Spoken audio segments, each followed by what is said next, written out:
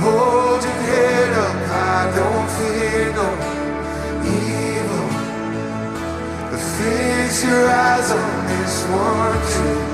God is madly in love with you. Hey, take courage, hold on. Boa noite, irmãos, graça e paz. Espero que todos, dentro do possível, estejam bem. Hoje pela manhã nós tivemos a mensagem do pastor Mazinho e agora eu estou gravando a mensagem para a igreja. O nosso objetivo é a gente estar produzindo pelo menos uma mensagem diariamente para você, irmão da Igreja Cristo de Guadalupe, e você que nos acompanha também no Face. Nós estaremos disponibilizando essas mensagens. Mas hoje, quinta-feira, especificamente, eu estou gravando essa mensagem porque é o dia que a igreja se reúne para oração. É o culto de oração às quintas-feiras, que é o culto de busca, de avivamento, de intercessão, de clamor pelo nosso bairro, pela nossa cidade, pelo nosso estado e pelo nosso país. Então nós estamos aqui e eu quero louvar a Deus pela vida daqueles irmãos lá em Guadalupe que têm participado, apoiado esse trabalho de oração. E estamos aqui nessa hora, quinta-feira, nos lembrando e também ocupando esse espaço para orarmos e buscarmos o Senhor, especialmente diante do momento que a gente está vivendo nesses dias. Quero então compartilhar com você uma breve palavra para nós estarmos orando, e isso vai servir de motivação para o nosso momento de oração logo mais às 10 horas da noite. Hoje são 26 de março, estamos orando e clamando para que o Senhor venha nos abençoar, mesmo em meio a essa pandemia que está acontecendo no nosso país e no mundo todo. Convido você, se você quiser abrir a sua Bíblia, não tem problema, só preste atenção, por favor. Lá no livro de Atos, capítulo 16, a partir do versículo 23, nós estaremos lendo. Diz assim: e depois de lhes darem muitos açoites, os lançaram no cárcere, ordenando ao carcereiro que os guardasse com toda a segurança. Este, recebendo tal ordem, levou-os para o cárcere interior e lhes prendeu os pés no tronco. Por volta da meia-noite, Paulo e Silas oravam e cantavam louvores a Deus. Os demais companheiros de prisão escutavam. De repente sobreveio tamanho terremoto que sacudiu os alicerces da prisão, abriu-se todas as portas e soltaram-se as cadeias de todos que estavam ali presos. O carcereiro despertou do sono e, vendo abertas as portas do cárcere, puxando da espada, ia suicidar-se, supondo que os presos tivessem fugido. Mas Paulo bradou em alta voz: não te faças nenhum mal, que todos aqui estamos. Amém. Vamos orar, amados? Feche teus olhos onde você estiver. Vamos orar ao Senhor. Pai, nós invocamos a Tua presença nessa hora, meu Deus, clamamos a Tua bênção, a Tua graça, a Tua direção. Colocamos nosso coração, Senhor, para receber de Ti, das Tuas mãos. Queremos ouvir a Tua voz e receber o Teu toque nessa hora, em nome de Jesus. Amém. Graças a Deus. Esse é um texto muito conhecido. Eu creio que você que é evangélico, é cristão, com certeza já ouviu uma pregação acerca desse episódio. Só para a gente relembrar um pouquinho, faz parte de uma das viagens missionárias do apóstolo Paulo. Eles estavam fazendo uma viagem através da Ásia, Turquia, especialmente Turquia, Grécia, e ali em alguns locais do Mediterrâneo. E parar nessa cidade chamada Filipo. E em Filipo, Paulo foi para um local de oração, onde pessoas oravam, judeus, e ministrou a palavra de Deus. Ali que se converteu uma mulher chamada Lídia. Lídia era uma mercadora e Lídia era uma líder. Então aquele local tornou-se um local onde Paulo estava ministrando, e em uma dessas ministrações uma pessoa se converteu, uma jovem se converteu, e a Bíblia diz que essa jovem tinha um espírito adivinhador, e ela adivinhava por meio desse espírito, e pessoas ganhavam muito dinheiro com essa prática. Essa mulher se converteu, se voltou para Cristo, foi liberta do espírito de adivinhação, e por isso aquelas pessoas, aqueles comerciantes, eles levaram Paulo à prisão. Paulo foi preso, açoitado e colocado no que a gente leu aqui no cárcere interior, mais ou menos uma prisão de segurança máxima. Eles estavam ali, e a Bíblia diz, como nós lemos, por volta da meia-noite, eles oravam e cantavam. Daqui a pouco houve um grande terremoto, todas as cadeias se abriram, todos foram livres, libertos. carcereiro, pensando que os presos tivessem fugido, ia suicidar-se. Paulo então falou para ele não fazer isso, pregou para aquele homem, e ele se converteu a Cristo, se tornou a terceira pessoa, onde que a Bíblia diz, se converteu naquela cidade, e foi ganho pelo Evangelho. Eu creio que esse episódio tem muitas lições para nos ajudar, especialmente nesse momento que a gente, de uma forma ou de outra, também está no cárcere. Evidente, nem se compara o cárcere que a Bíblia fala aqui, mas esse regime que a gente está vivendo, pelo menos a maioria da população, nos leva a uma condição muito diferente da condição que a gente tem de ir e vir, né, com liberdade, inclusive de cultuar. Hoje era para a gente estar, né, lá na igreja, ministrando a palavra, com os irmãos que têm participado do culto de oração às quintas-feiras, mas estamos impossibilitados, exatamente por causa dessa pandemia, de todo esse movimento que está acontecendo não só no nosso país, mas também no mundo. A gente vê a atitude desses homens, uma atitude muito interessante. Eles nos ensinam. Diante de uma adversidade tão grande, um momento tão difícil, a Bíblia diz que Paulo e Silas, eles oraram. Começaram a buscar Deus. Começaram a louvar o Senhor, orando, cantando, bendizendo. Eles estavam cultuando a Deus. Como a gente vai compreender isso que eles fizeram, essa atitude? Um momento tão difícil, além de estarem presos numa cela, a Bíblia diz que os seus pés estavam presos em troncos, estavam praticamente imobilizados. Uma situação muito difícil. Com certeza a maioria, talvez a totalidade das pessoas que estão me ouvindo não passou por um problema tão grave como esse. Eles então encontraram forças para orar e louvar a Deus. Quando a gente para pensar sobre isso, por que essas pessoas elas tiveram essa capacidade? Será que elas são melhores do que nós? Eu acredito que não. Porque na realidade a fonte, a razão, a força não estava nelas mesmas, mas estava na presença de Deus na vida daquelas pessoas. Aí a gente vai se reportar um pouquinho da vida do apóstolo Paulo, que alguns anos antes de ter essa experiência aqui em Filipe, a Bíblia diz que ele era uma pessoa que temia Deus, mas ele não fazia a vontade de Deus. Pelo contrário, ele fazia coisas que entristeciam muito o coração de Deus. Especificamente, ele perseguia os cristãos. A palavra de Deus fala que Paulo era uma pessoa que queria prender, ia para Damasco para prender cristãos e levá-los para Jerusalém. Então, porque ele não acreditava em Cristo, ele não acreditava nos cristãos, ele achava que aquilo ali era uma seita, era uma farsa, e por isso, com toda a sua força, com toda a sua dedicação, aquele homem começa a perseguir a igreja de Cristo. Então, mas é bom a gente refletir e pensar, né, a importância de termos uma experiência com Cristo. Paulo ainda não tinha tido naquele momento, mas ele era realmente temente a Deus. Mas não basta ser só temente a Deus.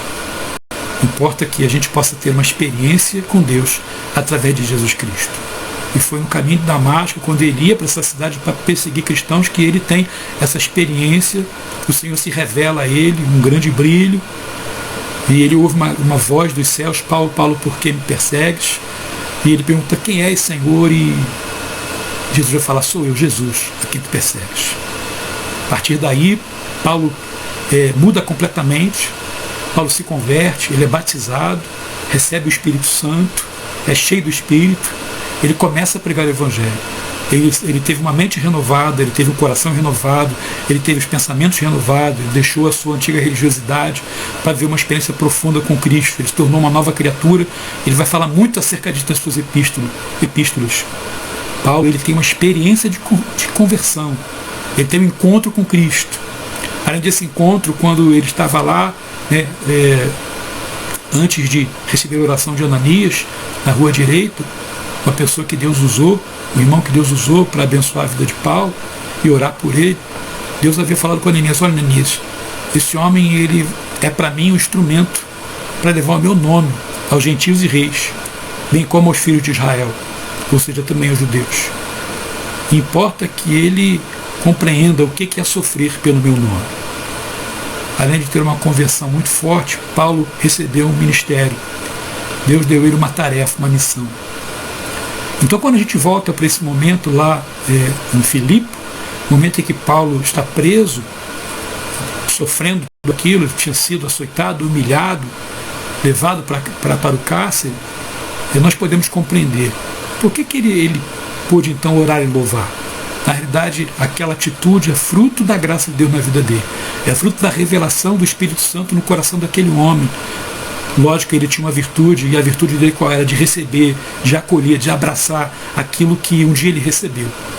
Ele se consagrou a Deus, ele se colocou completamente nas mãos do Senhor, e naquele momento que ele foi preso, ele estava cumprindo aquilo que Deus queria para a vida dele. Uma chave para a gente compreender é como a gente pode passar por esses momentos, o momento que a gente está vivendo, ou qualquer outro momento que a gente possa viver, qualquer outra adversidade. Na realidade, o princípio que há nesse texto, nessa passagem, ele é vivo e ele é eficaz para qualquer momento difícil da nossa vida. Vocês sabem, a maioria de vocês que está vendo esse vídeo sabe que eu e minha família estamos atravessando o pior momento da nossa família, com certeza até hoje. Nós perdemos um filho. É algo muito difícil, algo terrível. E estamos conseguindo atravessar com dor, com dificuldade, com tristeza, com choro. Mas só conseguimos atravessar porque Cristo está em nós. A presença dele nos fortalece, a presença dele nos ajuda, nos consola e nos anima. Só por isso não somos melhores do que ninguém. Paulo não era melhor do que ninguém. Mas a sua virtude está sim em se abraçar e ser fiel àquilo pelo qual ele foi chamado. Ao seu ministério, aquilo que ele realizava diante de Deus, e também ser fiel ao Senhor Jesus, aquele que transforma completamente a sua vida. Irmãos, essa é a maneira, né, que nós devemos vivenciar os dias em que a gente passa. De fato, compreender e aproveitar para pensar um pouco, analisar a respeito da consciência da nossa experiência com Cristo, nosso chamado por Deus. Quando Jesus nos resgatou lá do mundo, quando a gente vivia por aí, sem direção, sem compreender as coisas de Deus, nós éramos tementes a Deus, com certeza muitos de nós tementes a Deus, mas fazíamos coisas que não agradavam a Deus, assim como Paulo vivia, achando que estava agradando a Deus através da sua religiosidade. Mas ele pôde ser realmente plenamente, pôde provar plenamente da vontade de Deus a partir do encontro com Cristo. Então que esse tempo seja um tempo que a gente possa estar revendo, restaurando o nosso encontro com a pessoa de nosso Senhor Jesus Cristo, aquilo que ele fez nas nossas vidas, o primeiro amor, a alegria da salvação. Quando saímos as escamas dos nossos olhos, nós podemos contemplar a glória de Deus através de Jesus, através da sua igreja, através da pregação do Evangelho. Quando ouvimos a pregação, quando ouvimos na vida dos nossos amigos um testemunho do poder e do amor de Deus e nos convertemos, e nos entregamos nas mãos do Senhor. E todo aquele que se converte, ele dá uma tarefa, um chamado. Todos nós temos as nossas tarefas, o serviço cristão. Somos chamados para anunciar o Evangelho, somos chamados para amar o próximo, somos chamados para liberar perdão, somos chamados para ministrar a bênção de Deus, somos chamados para curar os enfermos, aleluia, somos chamados para orar pelos cativos, para trazer libertação aos cativos. O Espírito do Senhor está sobre nós, a Bíblia diz, está sobre mim. Aí 61, Jesus fala também, Lucas capítulo 4, a unção de Deus sobre a igreja do Senhor. Então que esse tempo seja o tempo que a gente possa estar refletindo, pensando sobre a nossa experiência com Cristo e aquilo que Deus nos chamou, para aquilo que Deus nos chamou, como nós estamos realizando. Paulo tinha a plena segurança que ele estava no centro da vontade de Deus. E o que isso gerou? Gerou um louvor sincero, gerou um louvor verdadeiro, gerou um louvor genuíno, gerou um louvor de dentro da alma. Quando eu prego sobre esse texto, eu sempre falo, ali não tinha microfone, ali não tinha luz, ali não tinha sequer pessoas assistindo, ouvindo o louvor, não havia nada disso, não havia data show, não havia nada disso. Mas ali Deus pôde ouvir do meio daquele lugar tão terrível, daquele lugar tão sombrio, lá de dentro, Deus pôde ouvir o louvor daqueles homens. Lá de dentro Deus pôde ouvir as orações daqueles homens servos de Deus. E a Bíblia diz que um grande tremor aconteceu naquele lugar. E todas as cadeias foram abertas. houve uma grande manifestação do poder de Deus na vida, não somente daqueles homens, Paulo e Silas, mas de todas as pessoas que estavam ao seu redor. Meu irmão, minha irmã, eu convido você, em nome de Jesus, para que nós possamos estar orando e louvando a Deus nesse tempo. Orando e buscando a face do Senhor. E também meditando acerca da nossa vida com Deus, do chamado que Deus um dia nos fez e daquilo que Deus está desejoso, deseja que nós façamos para a sua obra, na sua igreja, segundo a sua vontade. Que Deus possa te abençoar, que Deus possa estar enchendo o teu coração e que você possa estar refletindo a partir dessa palavra, a partir da experiência de Paulo e de Silas, a palavra que é base para a gente enfrentar todas as experiências de adversidade das nossas vidas, todos os momentos de luta. Essa palavra é pertinente. Louve e adore. Adore a Deus. Preste culto a Deus. Não foi só um louvor, foram louvores. Não foi só uma oração, foram orações. É um culto que eles estavam prestando ali. Então vamos prestar culto ao nosso Deus. Vamos orar ao nosso Deus. Vamos buscar a face dele. E saber que ele é poderoso para fazer infinitamente mais de tudo aquilo que pedimos ou pensamos. Dessa forma, nós somos abençoados. Mas olha que coisa tremenda. Mas todos que estão ao nosso redor também serão abençoados. Eu creio nisso, irmãos. Como naquele cárcere, todos foram abençoados, as cadeias de todos se abriram. A manifestação foi para todos. O terremoto foi para todos. A libertação foi para todos. Louvado seja o nome do Senhor. Irmãos, Paulo e Silas estavam presos, mas a alma deles estava livre. O coração deles estava livre em Cristo Jesus. Podiam ter o corpo aprisionado, mas a mente, o coração, a alma estava livre. Conhecereis a verdade vos libertará.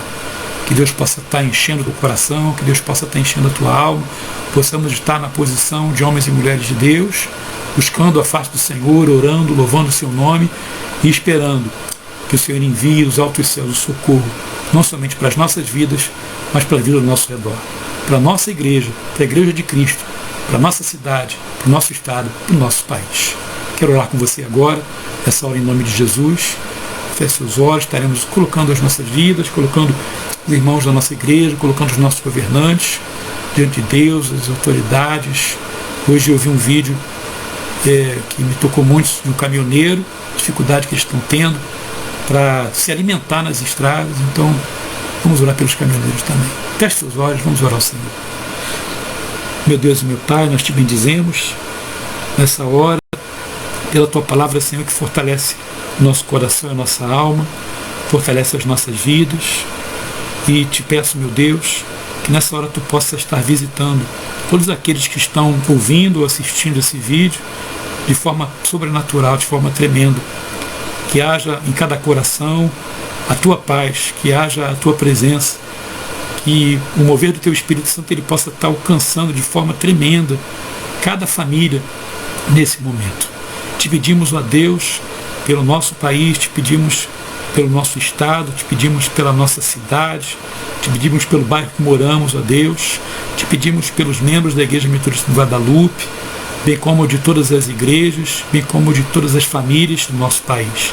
Toma, Senhor, o nosso presidente em tuas mãos, toma os governadores, toma os prefeitos, Senhor, toma as autoridades eclesiásticas, toma os bispos da Igreja Metodista do Brasil, toma o bispo Paulo Rangel da primeira região.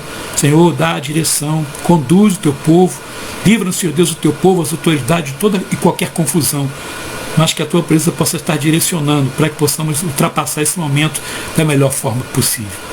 Dá-nos a tua bênção, Senhor, visita cada irmão nessa hora. Nós pedimos pelos profissionais de saúde que estão trabalhando por nós, pedimos pelos profissionais da segurança pública, te pedimos pelo corpo de bombeiros, Senhor Deus. A informação é que muitos bombeiros parece que estão contaminados, ó Deus, nós pedimos, tem misericórdia dos nossos bombeiros, dos policiais minerais, dos policiais militares, profissionais da saúde, meu Deus. Toma também os caminhoneiros, Senhor Deus, que levam e trazem de todos os lugares, de todos os parte do nosso país, Senhor Deus, produtos alimentícios, itens importantes para a nossa vida do dia a dia, seja com eles nas estradas, que o governo possa sensibilizar, dar condições para que eles possam trabalhar, Senhor, bem como aqueles que necessitam trabalhar, Senhor. Dirige, meu Deus, o nosso país, leva toda e qualquer confusão dos nossos governantes. Nós pedimos que haja um consenso, que esse consenso seja em benefício do povo, das pessoas, das famílias, para que se evite, Senhor Deus, Pai amado, mortes, para que se evite, Senhor Deus, Pai amado, aquilo que a gente não quer ver no nosso país, que nós estamos vendo em outros países como Itália e França. Seja conosco, Senhor, seja com o teu povo. Recebe, Senhor, as nossas orações. Nós queremos continuar a orar e louvar o teu nome. E queremos ver o teu poder se manifestar em nossas vidas. Ó Pai amado, seja gracioso para conosco e nos abençoe, ó Deus. Dá-nos uma noite abençoada, de sono, guarda as nossas famílias. Nós oramos a Deus agradecidos em nome de Jesus. Amém e amém. Que o Senhor Jesus te abençoe, te dê uma noite de sono tranquila, que você possa meditar na palavra de Deus. Vamos continuar com serenidade, com paz, com fé, sabendo que essa tempestade vai passar e depois dela, aleluia, tem certeza que virão grandes bênçãos. Erga as suas mãos, aí que você está aí, e receba a bênção do Senhor.